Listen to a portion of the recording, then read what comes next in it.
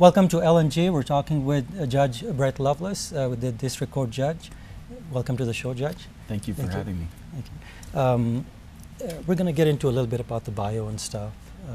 Before we get into that, I know you were recently appointed by the governor. Yes. Talk a little bit about that. Were you expecting the appointment, or was it a surprise? Or tell us a little bit about that. Well, it was, I submitted my application when there was an advertisement by the Judicial Nomination Commission, and there were a number of applicants. I was interviewed by the commission and was given the green light as far as having my name sent to the governor's desk, which meant essentially that I was qualified for the position. And I won't say it was surprising, but it was nice to have that endorsement. And then to meet with the governor was a pleasure, and to receive her appointment was quite an honor. Do you know ahead of time that you are being picked? So there is a process where they alert you ahead of time, so it doesn't become like a total surprise to you? Well, you don't find out that you have made the short list, which is what they call the list that goes to the governor's desk from the Judicial Nomination Commission.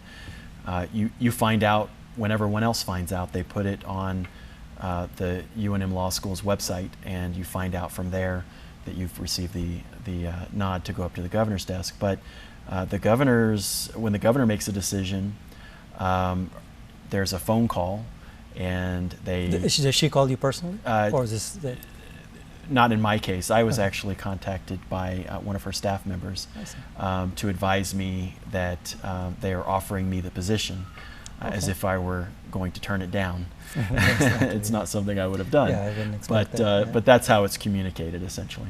So when you get on the short list, so to speak, that's when you actually find out that it's getting closer, or you are being appointed at that Right.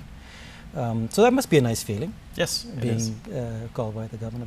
It's a very nice feeling. You have a 17-year career there.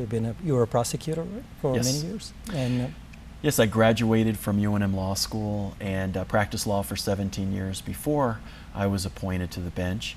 And during that time, I worked approximately 4.5 years as a civil practitioner. I worked for a plaintiff's attorney named Jim Toulouse for a long time. I also worked with a law firm, Sleece & Martinez, handling civil rights and civil defense cases, representing police officers. Most of my time, though, was spent with the district attorney's office, 12 years in total, and 10 of those years I was actually in the Crimes Against Children division of the district attorney's office. that's great. Yeah. Did you like being a prosecutor? Yes. Was it? I know. I'm sure it's a pretty hard thing to do, but Yes. you like being a prosecutor because you tried many cases there and stuff. Yes. You know, it was interesting because when you're an attorney practicing law, you have a client who you have to represent and who you have to answer to, and there are times when the interests of justice may not be completely in alignment with your representation of an individual client or corporation, what have you. I never experienced that as a prosecutor, because as a prosecutor, you're essentially seeking justice, no matter what it is, and you're representing the people in that pursuit. So every day when I would get up, wake up in the morning, go to work, my job was essentially to prosecute people who I believed were guilty or had committed crimes. And if I didn't think that they had committed a crime, or I thought they were innocent, then I had the discretion to dismiss the case. So that was quite liberating. As a prosecutor, when you go from being a prosecutor to being a judge, do you find it difficult with the transition there as far as going to the bench after that? Now you've been on the bench for a while. Yes.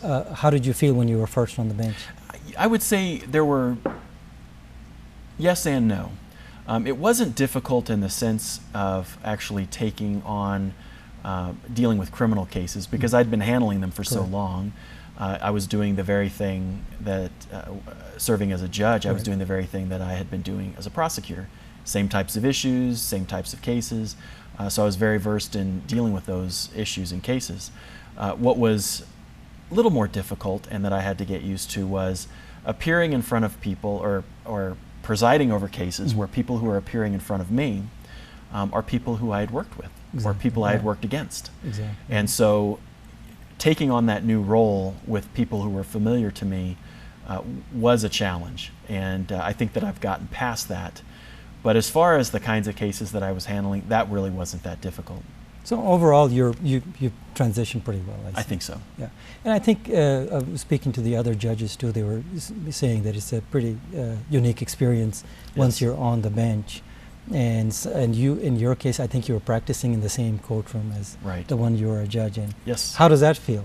It's strange. You're seeing it from a totally different vantage point, and one thing that I always thought, as a lawyer, as a prosecutor, when you walk in the courtroom, you see the judge presiding over the case, and you have a certain perception of the judge as being all-knowing and being in complete control and having complete autonomy and authority. And to be the judge going out on the bench and sitting there, you don't necessarily have that same perception of yourself. Exactly. But you can see that perception reflected in how the prosecutor and the defense attorney are looking at you. So that's an interesting experience. I think so. Hold that thought for a second. I'm going to take a little break and come back. We'll be right back.